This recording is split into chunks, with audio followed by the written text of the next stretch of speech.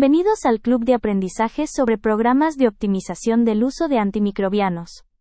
En este primer módulo, nos enfocaremos en entender qué significa realmente el uso optimizado de antimicrobianos, y por qué es un tema urgente para la salud global.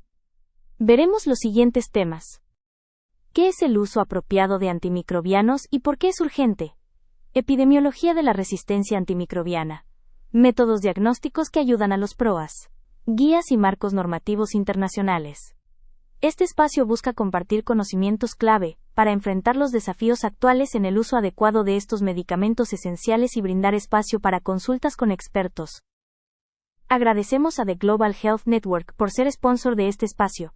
The Global Health Network es una comunidad abierta que conecta expertos y recursos en salud a nivel mundial. Su misión es facilitar la investigación en todos los entornos sanitarios, promoviendo la equidad y fortaleciendo sistemas de salud mediante la capacitación y el intercambio de conocimiento.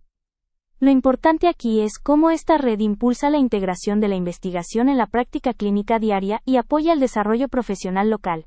En América Latina y el Caribe, The Global Health Network se ha consolidado como una comunidad de práctica, con una estructura descentralizada, con centros nacionales y un centro regional en Brasil. Su misión es fortalecer la investigación en salud mediante el intercambio de conocimientos y formación. La visión es clara: garantizar que todas las personas en la región tengan acceso a mejores prácticas de salud, sin importar dónde vivan o su situación socioeconómica, apoyándose en redes colaborativas para compartir experiencias y aprendizajes. Entonces, ¿qué es el uso optimizado de antimicrobianos y por qué es tan urgente? Rosa Contreras, jefa de infectología del Hospital Marcial Quiroga de San Juan, Argentina, nos guiará por la importancia de gestionar el uso optimizado de antimicrobianos, los aspectos básicos de la farmacodinamia y farmacocinética de antimicrobianos, y los aportes del laboratorio al uso de antimicrobiano. Esta es la introducción. Veremos a lo largo de este año cada tema con mayor profundidad, y extenderemos los temas para que puedas acceder a la información cuando empieces a implementar un PROA en tu hospital. Que realmente de todos los clubes que uno puede formar parte, la verdad que este es muy interesante. Me tocó la primer parte de charlar sobre qué es el uso apropiado, optimizado de antimicrobianos y por qué es urgente. Y vamos a tratar de dar una introducción porque sé que este programa después amplía cada una de estas cosas un poco mejor, más avanzado y mucho más específico. Así que esto es como algo introductorio para poder como engancharnos en decir por qué tengo que utilizar apropiadamente los antibióticos, ¿no? Y antes de seguir, bueno, comentarles que se cambió por ahí el nombre de racional, que por ahí lo van a escuchar todavía, el uso racional de antimicrobianos, y es más apropiado hablar de uso optimizado, uso apropiado de antimicrobianos. En primer lugar, a ver si empezamos a pasar. Perdón. Ahí está. Como ustedes saben, nosotros el porqué de realizar esto de los usos apropiados de antimicrobiano, y le comentaba a la doctora Viviana Rodríguez, es que cuando uno busca bibliografía para hablar sobre estos temas, lo primero que pensamos o que vemos nosotros los infectólogos es por qué tenemos que enseñar o armar estos programas de optimización o de uso apropiado de antimicrobianos. ¿Qué diferencia hay con otros fármacos? Y básicamente ya las vamos a ver a las diferencias, porque ustedes en otros fármacos, si se ponen a fijar, no tenemos uso en estos programas de optimización de uso de antihipertensivos. Tenemos guías de tratamiento directamente, ¿no? O de uso de, no sé, otro tipo de drogas. Son guías de tratamiento. Acá tenemos que hacer estos programas de uso apropiado. Entonces, vamos a ver por qué es tan importante, ¿no? Y los antibióticos, cuando aparecieron, el descubrimiento, el desarrollo y la utilización de los antibióticos junto con el agua potable y con las vacunas cambiaron el curso de las enfermedades infecciosas. Eso como primer lugar, ¿no? Fue un medicamento que cambió literalmente el curso de las enfermedades infecciosas. Esto fue tan así que cuando aparece la penicilina, y también son cosas que uno va aprendiendo cuando lee estas cosas, la penicilina la descubre Fleming en 1928 y recién la pueden empezar a utilizar en 1945 aproximadamente. Mucho tiempo pasó para que la pudieran utilizar y cuando la comienzan a utilizar fue un gran descubrimiento que ayudó a muchísima gente, que salió publicada en muchos lugares, digamos, en todo lo que es diarios, revistas, etcétera. Le agradecieron un montón, recibió un premio Nobel por este antibiótico que en ese momento algunos creyeron que era el fin de las enfermedades infecciosas, ¿no? Y le agradecían a Fleming por esto, ¿no? La Segunda Guerra Mundial, muchos pacientes habían, en la Primera Guerra Mundial morían por infecciones y esto no pasó tanto así en la Segunda Guerra Mundial, ¿no? Entonces, todas estas cosas fueron publicadas y agradeciendo esto, ¿no? Pero ya en ese momento, el doctor Fleming ya decía que él tenía miedo del uso del antibiótico de la penicilina en dosis bajas, que podía hacer que las bacterias pudieran llegar a ser resistentes. Y esto con los años, esto lo que seguramente conocen, todo esto que les muestro acá, aparecían nuevas moléculas después de la penicilina, pero a la vez que aparecían nuevas moléculas, aparecían los mecanismos de resistencia de estas moléculas. Tuvimos épocas de oro de antibióticos donde aparecían, como les digo, nuevas moléculas, no solamente basadas en la penicilina, sino nuevos tipos de antibióticos hasta aproximadamente el año 80, y hubieron casi 30 años donde no habían nuevas moléculas. Y esto también llevó a que tengamos un poco los problemas que tenemos en la actualidad, ¿no?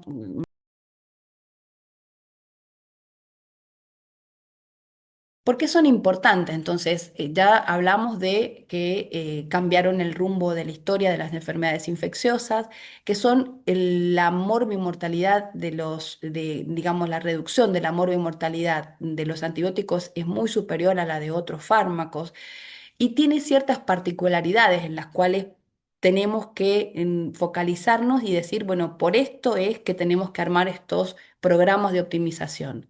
¿Por qué? Porque, bueno, son el fármaco, uno del segundo fármaco más utilizado.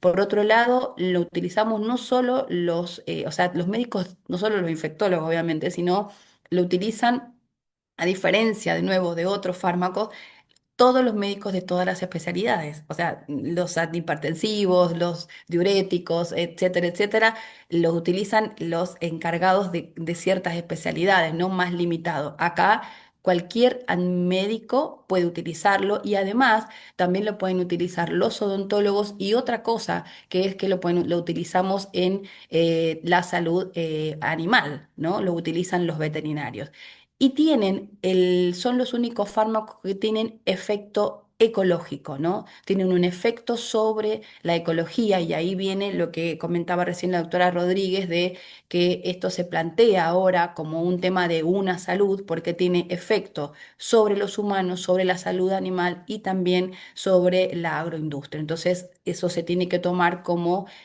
una salud, ¿no? En el lema de una salud.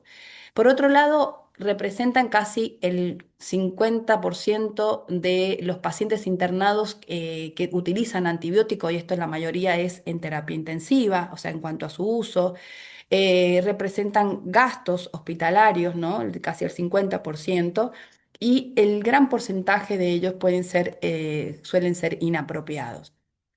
Esta hermosa diapositiva o imagen, que es del doctor Pasterán, que gentilmente nos las ha cedido para mostrar, muestra muy claramente esto de lo que les hablaba del efecto ecológico y del uso del antibiótico y de hablar de una salud, porque fíjense, casi 2 toneladas de antibióticos se utilizan por año y de esto el 74% es utilizada en la salud, en los animales, no en la salud de los animales, sino en los animales. ¿Por qué no digo salud? Porque no solo se utiliza en los animales para tratar enfermedades, sino que además se utiliza para prevenir y como un efecto metafiláctico también para fomentar el crecimiento. Y fíjense, solamente el 26% es lo que se utilizan de antibióticos en los humanos. Y dentro de esto, cuando hablamos de los antibióticos en los humanos, el 95% es en la parte ambulatoria, que en la mayoría de los casos es por infecciones respiratorias, que la mayoría son virales, y ahí también viene un poco el tema de la automedicación, etcétera, todo lo que trae, conlleva todo esto. Ahora, yendo a la pregunta inicial, la definimos, ¿qué es lo que se define como uso apropiado de antibióticos o uso optimizado? Bueno, la Organización Mundial de la Salud definió como uso apropiado el uso o indicación costo efectivo del antibiótico, del antimicrobiano, perdón, maximizando su uso terapéutico, minimizando sus efectos tóxicos o adversos y el desarrollo de la resistencia, minimizando el desarrollo de la resistencia, ¿no? Otra cosa para aclarar es que nosotros hablamos de antimicrobianos y ahí englobamos a los antibióticos, a los antivirales, a los antiparasitarios, etcétera, ¿no? Antimicrobianos es como el término en general. Ahora bien, para el uso apropiado de los antimicrobianos tenemos múltiples factores, pero básicamente nos tenemos que basar en tres ítems o tres puntos en los cuales tenemos que tener en cuenta para usar adecuadamente un antibiótico. Estos tres ítems son los microorganismos, donde en ellos vamos a tener que tener en cuenta qué tipo de microorganismo tenemos, si tiene efecto inóculo o no, si es intra o extracelular, el tipo de virulencia que tiene. También tenemos que tener en cuenta el huésped en el que pues, se produce la infección. O sea, los huéspedes pueden ser con comorbilidades en edades digamos, extremos de edades de la vida, pacientes obesos, pacientes críticos que están en terapia intensiva, que tienen algunas alteraciones que ahora vamos a ver. Y esto son las cosas que tenemos que tener en cuenta. Y por otro lado, tenemos que tener en cuenta con respecto al antibiótico, el tipo de antibiótico, ahí vamos a tener que tener factores farmacológicos y entre ellos la farmacodinamia y la farmacocinética, si es bactericida, si es bacteriostático, la dosis, la toxicidad, etcétera. Entonces, todos estos son los factores que tenemos que tener en cuenta para usar apropiadamente estos antibióticos. Simplemente para empezar con la primera parte, conociendo un poco el mundo de los microorganismos, fíjense lo alejados que estamos. Son procariotes, son alejados de nuestra célula, ¿no? De la organización de nuestras células. Y en el tamaño, fíjense que está acá a la derecha, este es un glóbulo rojo, los diferentes tipos de tamaños de lo que son virus, ¿no es cierto? Y lo que son las bacterias. Y una cosa que no dije al comienzo de esto de la diferencia de los fármacos, ¿no? que tienen este efecto ecológico, es que los antibióticos además tienen un efecto o tienen una gran diferencia con los otros fármacos, y es que no actúan directamente sobre un receptor celular del humano, sino que actúan sobre un microorganismo diferente, o sea, actúan sobre un microorganismo que nos está causando una enfermedad. Entonces, tenemos varias cosas diferentes, los antibióticos tienen varias cosas diferentes con otros fármacos que hace que todo esto que vamos a hablar ahora tengamos que hacer posible estos programas de optimización de antimicrobianos.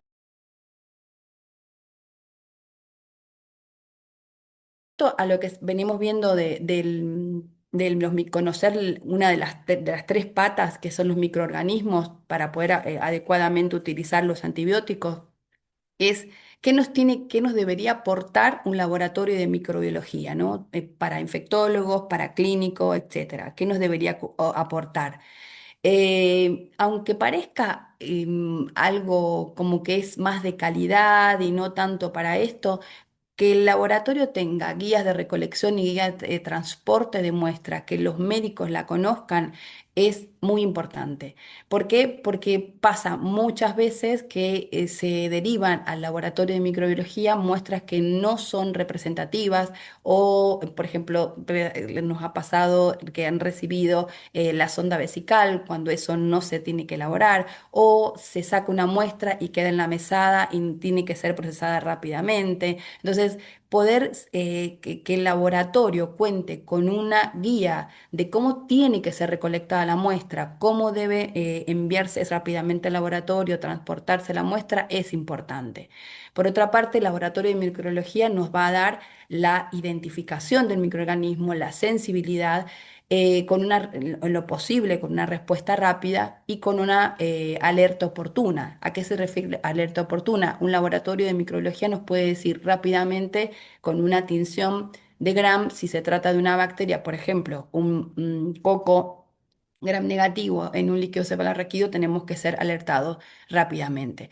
Y ahí ustedes ven algunos dibujos, perdón, algunas fotografías de los métodos de los que se pueden utilizar. Ahí tienen métodos automatizados. En algunos laboratorios se cuenta con métodos automatizados para hemocultivos, para hacer pruebas de zinc.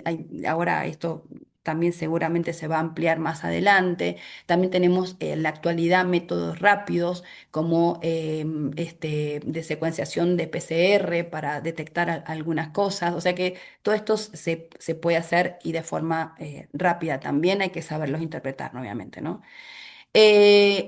Cuando identificamos las bacterias, una de las primeras cosas que se hacen en el laboratorio de bacteriología es la tinción de Gram. Una vez que el cultivo, en lo posible, siempre recomendamos que ante una sospecha de una infección se trate de tomar muestras de cultivo, en lo posible, casi siempre. Cuando se pueda, tomar una muestra de cultivo. Y en el laboratorio lo que nos van a decir es bueno, cuando crece la bacteria nos van a identificar con la tinción de Gram, que la mayoría saben lo que es, una tinción que va a permitir que las bacterias que son Gram positivas retienen el colorante y las Gram negativas no. Las Gram negativas no lo retienen. ¿Qué información, de qué nos puede servir que si sale un cultivo positivo, el bacteriólogo nos diga una información de Gram? Y la verdad que mucha, porque por ejemplo, rápidamente nos puede decir en los cocos, que la mayoría son cocos Gram positivos, nos pueden dar si están en racimos o si están en cadena y esto hacer pensar que son cocos y si no los tuvimos en cuenta, agregarle tratamiento para cocos, por ejemplo, en un paciente, ¿no? O si es un bacilo positivo, que generalmente son contaminantes, pero si esto se trata de un paciente con una sospecha de una meningitis, que puede ser una listeria, en ese caso uno lo tendría en cuenta como tratamiento. Lo mismo pasa cuando son bacterias gram negativas, que la mayoría son los bacilos, y entre ellos vamos a tener las enterobacterias, que son fermentadoras de la glucosa, las que no son fermentadores como las pseudomonas, acineto, etcétera. Y también, por ejemplo, dentro de los cocos, ahí lo que vamos a tener como de alerta cuando nos informen un gram es que puede ser un gonococo, perdón, un meningococo, ¿no? Que esto es importante conocerlo. Entonces, fíjense, una tinción de gram, la importancia que nos da a nosotros para hacer un tratamiento adecuado.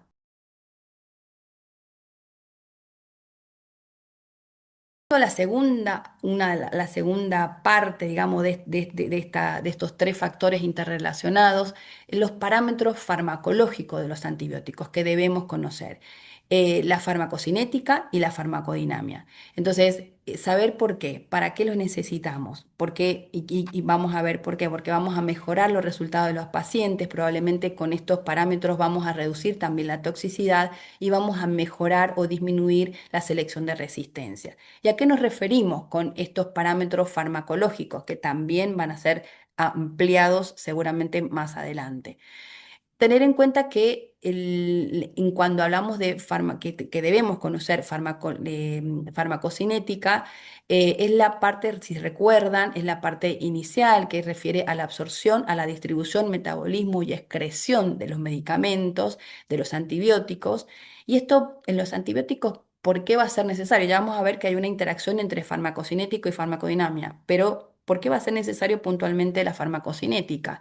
Fíjense porque nosotros podemos tener antibióticos que son hidrofóbicos, o sea que tienen, por ejemplo, los beta-lactámicos, que tienen un bajo volumen de distribución y que tienen una eliminación renal inalterada. Y esto nos hace a nosotros saber que este tipo de antibióticos van a ser muy, digamos, útiles para tratamiento de infecciones bacteriémicas, donde necesito concentración en la sangre y no tanto por ahí en los tejidos, ¿no?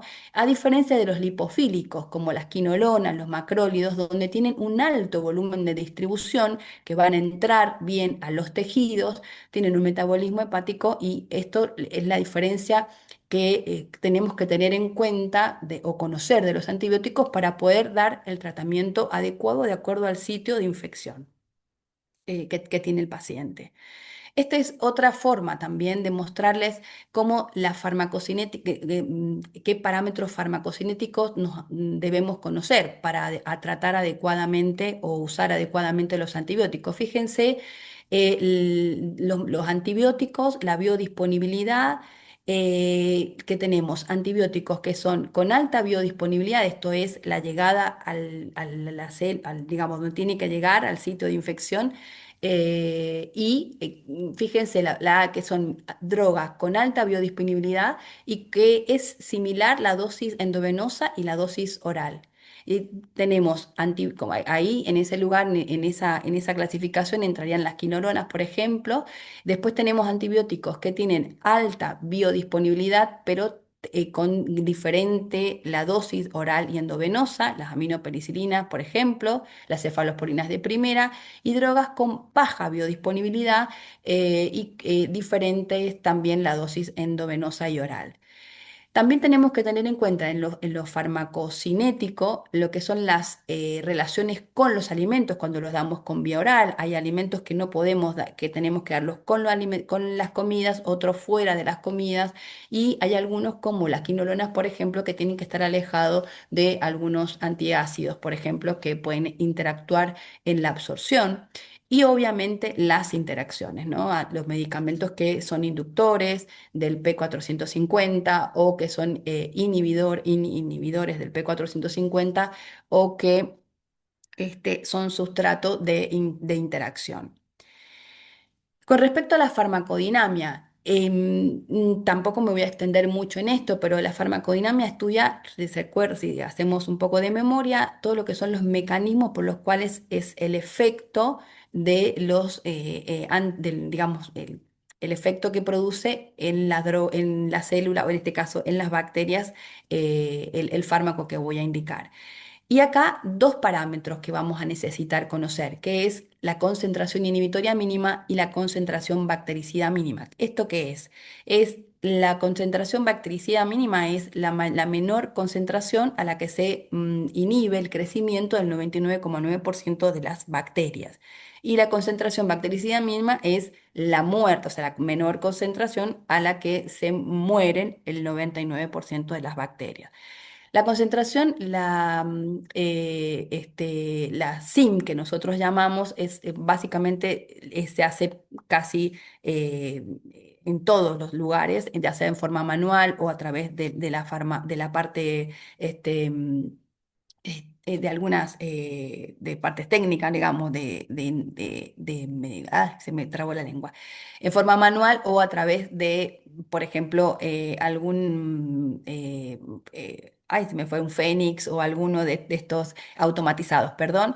Y fíjense que esto nos ayuda a clasificar a los antibióticos en antibióticos bactericidas que coinciden, la SIM y la concentración bactericida mínima, que son iguales, y los bacteriostáticos hay una diferencia entre la relación bactericida y la concentración inhibitoria entre la SIM, que es mayor a 4 o a 5.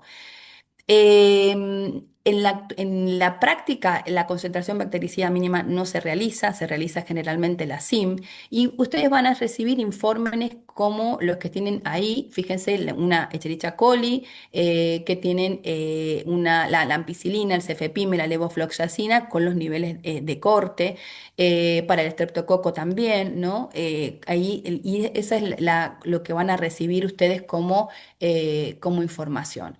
Esto también para aclarar para aquellos porque muchas veces tenemos preguntas de algunos colegas que vienen y nos muestran estos resultados y nos dicen, mira, este es más sensible porque dice -2 y el otro dice -8 y el otro dice etcétera.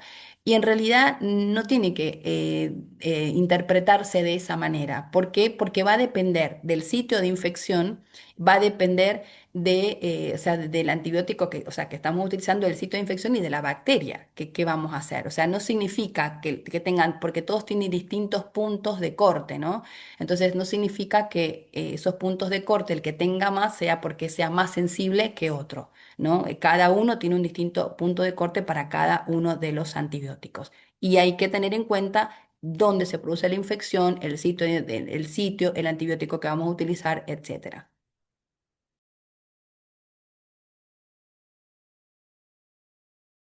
Respecto a esto de que hablamos de antibióticos bactericidas y bacteriostáticos, también había una relevancia, o sea, había mucho debate en algún momento, cuándo utilizar un bactericida, cuándo utilizar un bacteriostático, que a veces hubieron algunos artículos que como que serían similar, pero parecería ser, para estar más bien claro y dejarlo bien claro, que los que se benefician con tratamientos bactericidas sí o sí son las infecciones severas, pacientes críticos, bacteriemias, pacientes inmunocomprometidos, ¿no? Eso en la práctica es lo que es la recomendación, tratar de utilizar bactericidas en ese tipo de pacientes. Y después, cuando hacemos relación de la farmacocinética y la farmacodinamia, vamos a tener que podemos clasificar a los antibióticos según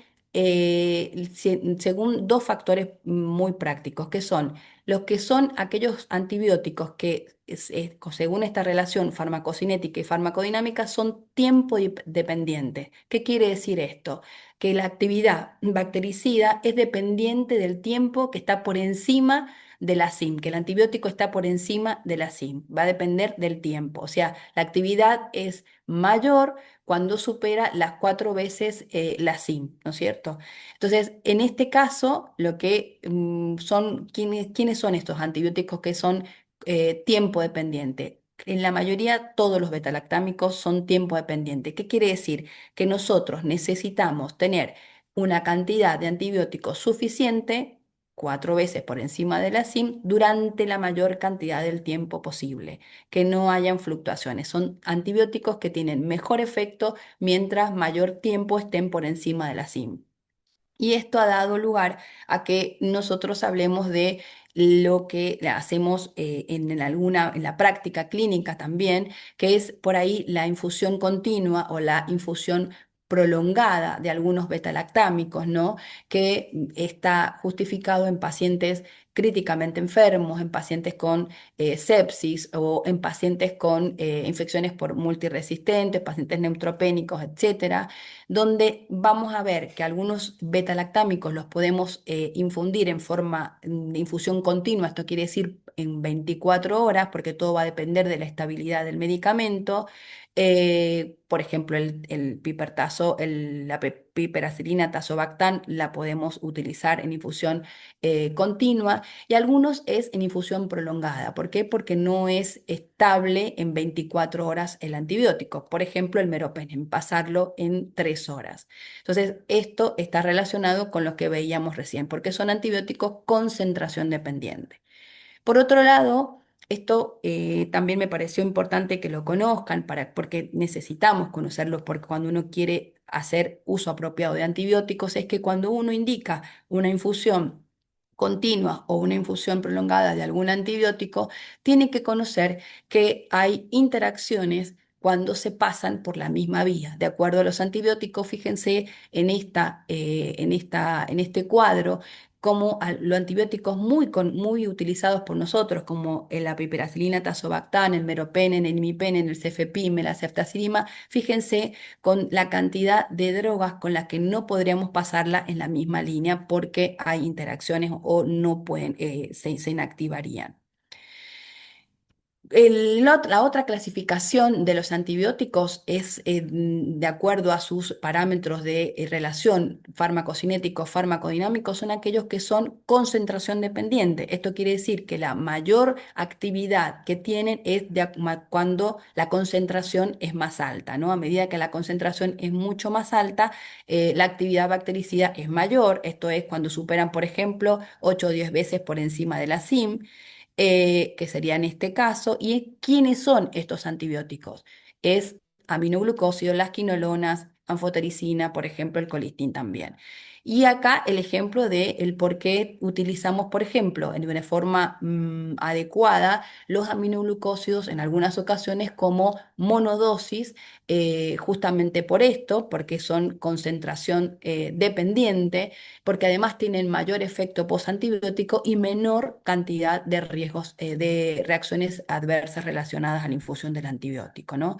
Entonces, conocer esto, fíjense qué importante es para poder usar apropiadamente los antimicrobianos.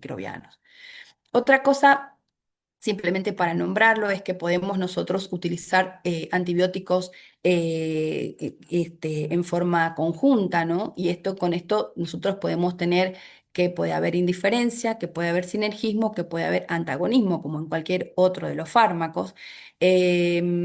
La combinación de los antibióticos, cuando utilizamos antibióticos en forma combinada, generalmente en tratamientos empíricos, ¿no? Cuando hay infecciones agudas que todavía no sabemos cuál es el microorganismo que lo está causando y necesitamos comenzar, bueno, empíricamente se comienza con una asociación de antibióticos.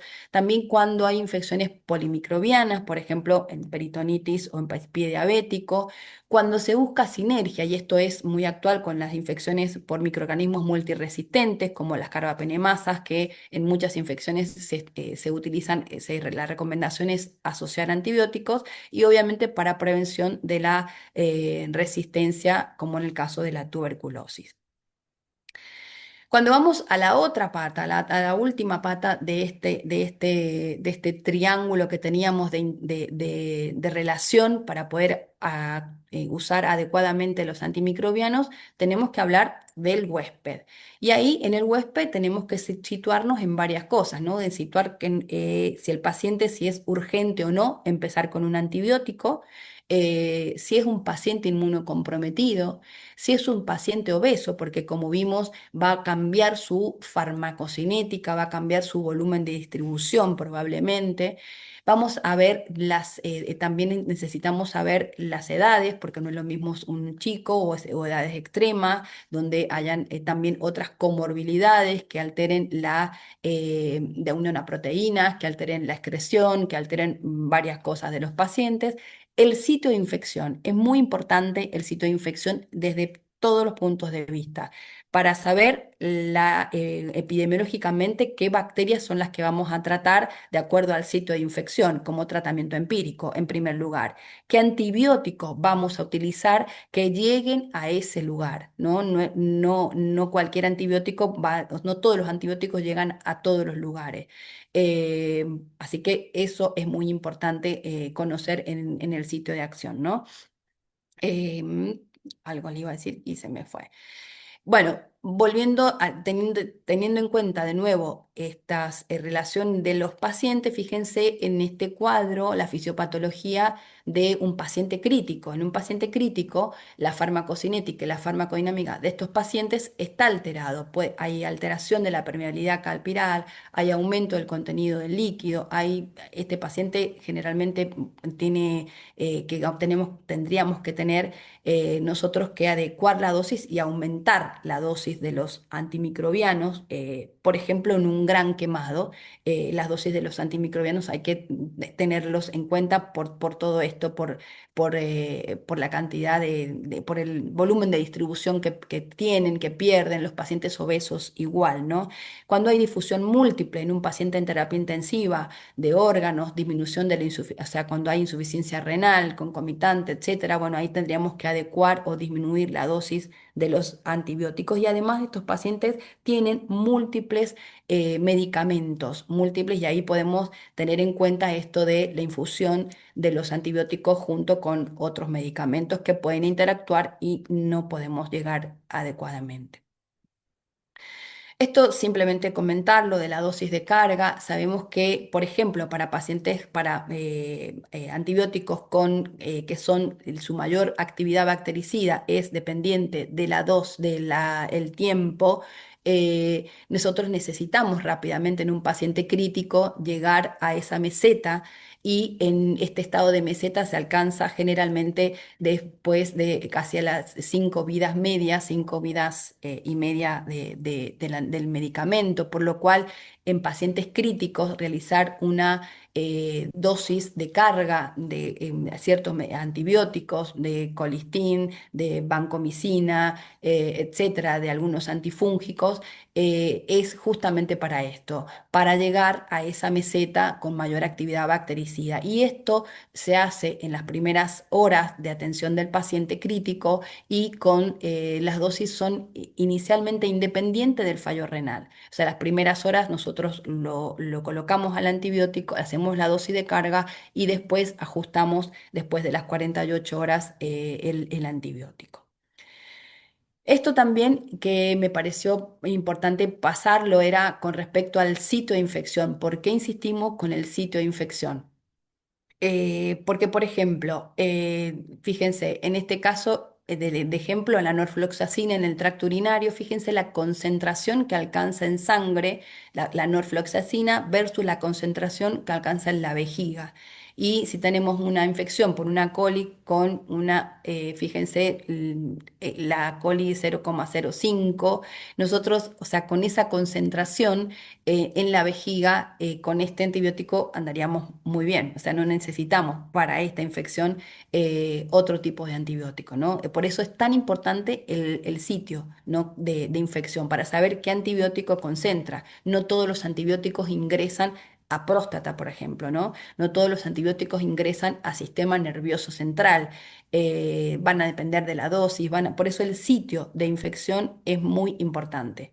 Y hablando ya de paso de sitio de infección, y una cosa que me olvidé al principio es cuando uno toma los cultivos de los pacientes, es evitar, nosotros siempre decimos los pancultivos, tratar de dirigir los cultivos a la gente, digamos, al sitio que nosotros sospechamos que es infección, ¿no? Nos pasa mucho en terapia cuando vamos a ver pacientes y el terapista nos dice tiene fiebre, disminuyó la PAFI, tiene un infiltrado nuevo, o sea, tiene una neumonía. Y ya lo pancultivamos, hemo, retro, uro, etcétera. Eh, Eso, además de costos que son innecesarios, como un urocultivo para una neumonía, también puede prestar a que posteriormente, si no hay un seguimiento infectológico de esto, un urocultivo en una neumonía por otra bacteria, a lo mejor, no sé, sale un acineto en la orina y en la neumonía era un neumococo, le pongan colistin y en realidad el paciente no tenía una infección urinaria, tenía una neumonía, ¿no? Entonces, otras consideraciones que tenemos que tener para hacer un uso optimizado de los antimicrobianos es, bueno, cuándo debo usar antibióticos, cuando sospechamos infección, obviamente, y cómo debemos usarlo. El proceso de selección es de acuerdo a la eficacia, de acuerdo a la seguridad, de acuerdo a la conveniencia, a los costos que tenemos. No en todos los hospitales tenemos todos los antibióticos. Hay algunos que no tenemos, en la mayoría, ¿no? Sobre todo ahora los de alto costo. Em, Esto lo vamos a pasar. Generalmente utilizamos los antibióticos en tres categorías. Nosotros como profilaxis en algunos pacientes de alto riesgo, sobre todo en las en las cirugías, obviamente, y recordar que siempre es prequirúrgico, no, la profilaxis no debe extenderse, excepto que por ahí en algunas cirugías cardíacas o de sistema nervioso, pero la mayoría son todas prequirúrgicas. eh, o profilaxis como en pacientes inmunocomprometidos o en pacientes con HIV, donde, por ejemplo, utilizan Bactrim para evitar hasta que mejore, hagan el tratamiento antirretroviral. Esos son los casos que lo usamos como profilaxis. También tenemos el uso empírico, que es el que estuvimos hablando, que es ante la alta sospecha de infección, de acuerdo a el sitio de infección que sospechamos, vamos a tener que tener en cuenta los microorganismos más frecuentemente de ese sitio y también no olviden hacerlo con su epidemiología local, ¿no? De las terapias, incluso de una misma provincia, en el mismo lugar, son diferentes la epidemiología que tienen como para empezar en un tratamiento empírico, ¿no? En una terapia pueden ser meropen en banco porque hay mucho para neumonía, por ejemplo, porque hay muchos AMR, y en otra terapia a lo mejor con pipertazo para las neumonías asociadas a ventilación todavía están bien. Entonces, adecuar los tratamientos de acuerdo al sitio y de acuerdo a la epidemiología local. Y la terapia definitiva obviamente es cuando ya tenemos el organismo, microorganismo identificado. Esto simplemente algunas creencias erróneas de los antibióticos no son antipiréticos, que hay causas de fiebre que no todas las son infecciosas, no hay otras causas de fiebre, por eso por ahí cuando saber esperar un poco en aquellos que se puedan esperar para estudiar que hay fármacos que provocan fiebre también, y otras causas de las pancreatitis es muy, muy típico eh, en el postoperatorio, ¿no? Hasta los primeros 4 días los pacientes pueden tener fiebre y no ser causa de alguna infección. Creencias erróneas otra vez, espectro, o sea que mayor espectro es mejor resultado, que la falta de respuesta es por falta de cobertura, puede ser por un foco no drenado la falta de respuesta, ¿no? O con un antibiótico que no era.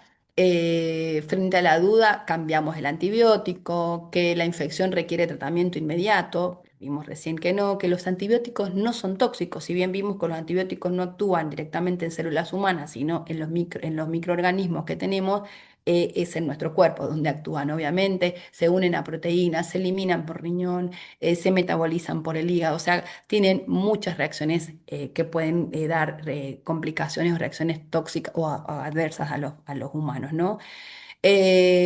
Bueno, con lo mismo que enfermedades más graves, más amplias, los tratamientos, a enfermedades más graves, tratamientos más nuevos y más tiempo también, que es mejor, ¿no? Ese sería otra erróneo. Con respecto a esto de más tiempo es mejor, también más adelante hay creo más profundizado este tema, pero saber que en los últimos años los estudios han evaluado que es igual de eficaz en tratamientos antibióticos, los tratamientos abreviados, o sea, en muchas infecciones podemos acortar los tratamientos y no hacer los tratamientos largos, ¿no? No siempre más largo es mejor, ¿no? Justamente hacer tratamientos más cortos, en infecciones intraabdominales, no más de 4 a 5 días, neumonías podemos tratarlas hasta 5 días, lo mismo pielonefritis, bueno, etcétera. Podemos disminuir y esto también es uso apropiado de antimicrobianos. Ahora, acortar los tratamientos. Otra cosa es el tratamiento precoz y apropiado no es eterno, y esto quiere decir que podemos descalar a las 48, 72, 96 horas, nosotros podemos reducir el espectro de acuerdo a lo que tuvimos en los cultivos, suspender los antibióticos que no son necesarios, ¿sí? Si le pusimos meropen en banco, colistina, etcétera, y detectamos una coli sensible a ampicilva, podemos bajar ampicilva y suspender la vancomicina, el colistina, etcétera. No significa que el paciente, porque mejoró con eso, deba continuar con eso. Esto es como medio complicado a veces cuando uno va a las terapias, ¿no? Y adecuar las dosis de los antimicrobianos. Obviamente, otra forma de mejorar o de tener siempre uso apropiado de antimicrobianos es promover la vacunación. Y vamos a la última parte, que no sé cómo voy de tiempo, pero que no me quiero demorar por las preguntas.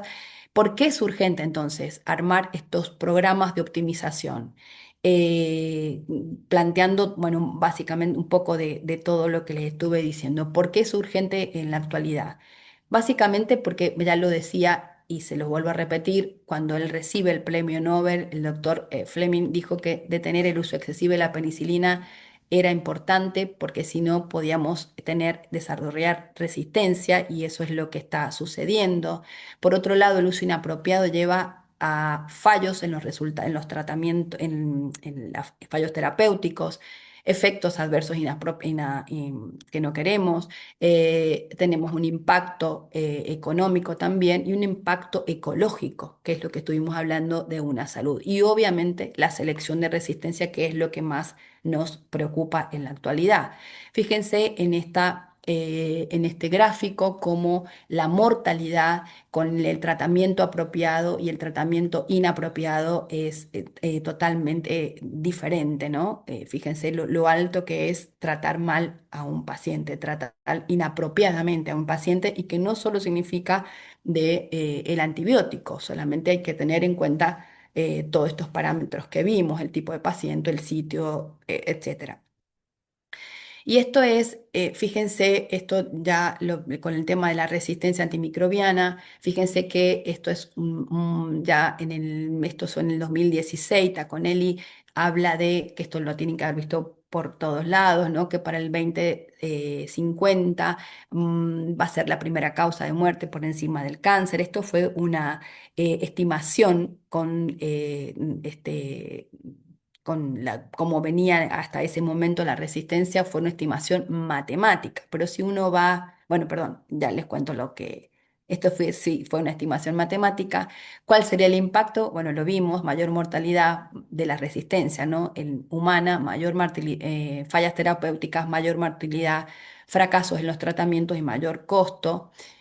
Y lo que les quería decir recién era esto, que si bien eso que vimos recién, que para el año 2050 va a ser la primera causa de muerte, eso fue como un modelo matemático que nos alertó mucho para tomar conciencia y por eso la Organización Mundial de la Salud llama a este Plan Nacional de Acción para la Resistencia Antimicrobiana, pero este estudio muestra en forma gráfica que la mortalidad de los pacientes de acuerdo con bacterias multiresistentes. Fíjense que casi 5 millones de muertes asociadas a resistencia antimicrobiana. Y cuando vemos los lugares en el mundo, fíjense que en primer lugar está la parte de África, en segundo lugar parte de Asia y Latinoamérica está casi en el tercer lugar. Y con respecto a este estudio que en el del 2022, también de áreas geográficas, donde los aislamientos de resistencia de Klebsiella resistentes a los carbapenem, fíjense, los primeros lugares eran India, eran Grecia y lamentablemente Argentina estaría en el tercer lugar. Esto es realmente muy alarmante. Fíjense que también ¿por qué es importante entonces trabajar en esto? Según un estudio de la revista The Lancet, ahora del 2024, la mortalidad atribuible en 12 meses fue de 1,27 millones de personas. O sea, en 12 meses se mueren eso. Si uno habla en números, ustedes se quedan con, bueno, sí, me dijo, no sé cuántos millones de gente que se puede morir por año por bacterias multiresistentes, pero si lo analizamos en algo que impacta más, es por ejemplo que es igual a que se caigan 7 aviones de estos Boeing 747 todos los días durante un año. Cuando sale una noticia de que se cae un avión, realmente todo el mundo comienza a hablar de esto, pero de la RAM de la mortalidad de la RAM, muy pocos estamos como, digamos, en las noticias te estoy hablando, ¿no? Ven la magnitud del problema. Y para esto se armó este plan de acción mundial en el 2015 y a que eso invita a todos los gobiernos y a todas las entidades a trabajar en esto de la resistencia para poder no perder los antibióticos y se armaron listas de microorganismos prioritarios. En el 2017 se armó una lista que fue cambiada en el 2024 donde ahora Klebsiella pneumoniae resistente a los carbapenems pasó a primer lugar y esto es para que la industria pueda trabajar o sea, la industria y el resto de las instituciones puedan trabajar sobre este tema, que son prioritarios y urgentes, sobre estas bacterias, ¿no? Y en Latinoamérica tenemos problemas también de resistencia. En Uruguay, fíjense que hay aumento de aislamiento del 2022 de KPC, en Ecuador, en Guatemala, en Paraguay, etcétera. Fíjense, a ver qué pase, no me pasa la siguiente. Ahí está. Esto es, así está bien, acá, las enterobacterias en la Argentina. Nosotros tuvimos un cambio en la Argentina que fue, al principio teníamos, cuando comenzamos con las resistencias a los carbapenems, eran prácticamente todas KPC y esto fue disminuyendo y lo que tenemos en la actualidad, mayor porcentaje son MBL con KPC en el segundo lugar y hay un 6% de doble productoras de carbapenemasas. Este es un estudio que se hizo, el estudio Embarcar, donde un estudio multicéntrico en la Argentina de bacterias por bacilos gram negativos resistentes a los carbapenem. Y fíjense, de acá solamente mostrarle que también el 50% eran MBL y con una mortalidad casi del 50%. Y alerta, según el Malbram, que es el programa, el programa argentino, ¿no? La institución de alerta de donde se envían, donde nos dan el alerta de los gérmenes multiresistentes en el boletín informativo, mostraba que ya tenemos en la Argentina enterobacterias pan drogoresistente, ¿no? Esto fue en enero del 2023. O sea que lo urgente es realmente urgente, conocer y armar de estos grupos o estos clubes de optimización de antimicrobianos. ¿Y qué pasa con los tratamientos? Para finalizar, bueno, en realidad la industria últimamente se había focalizado en estas carbapenemasas, sobre todo en KPC, y ahora el tema es que nos han cambiado y tenemos más MBL que KPC. Y tenemos antibióticos nuevos, ¿no? Que generalmente son de alto costo. Para los que están en negrita son los que por lo menos tenemos en la Argentina, para Pseudomonas, Ceftolozano tazobactam, para KPC, Ceftavi e Imipenem relebactam. Y fíjense, para MBL, que sería Astronana, Bivactán o el Cefiderocol, no tenemos en la Argentina. O sea que el problema de los antibióticos es que si hay nuevas drogas que no están digamos, disponibles en la mayoría de los países, en Argentina por lo menos tenemos esto, no sé, en otros lugares de Latinoamérica.